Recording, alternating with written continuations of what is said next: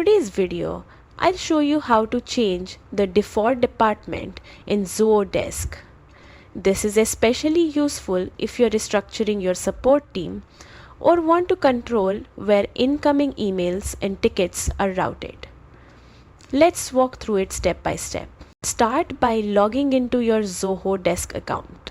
Once you're on the dashboard, head to the top right corner and click the setup icon shown as a gear. This opens the settings area where you can manage how Zoho Desk handles customer communication. Inside setup, navigate to channels, then select email.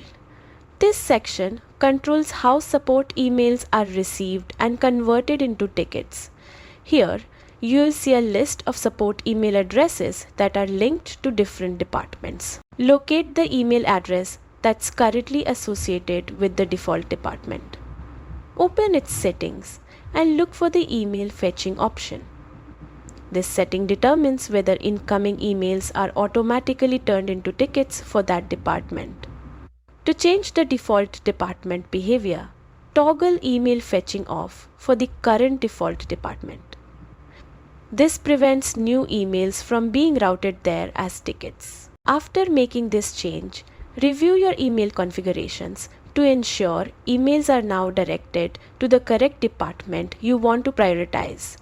Always double check your setup to confirm everything is working as expected. That's it. You've successfully changed how the default department handles incoming emails in Zoho Desk, helping you streamline ticket flow and improve team efficiency.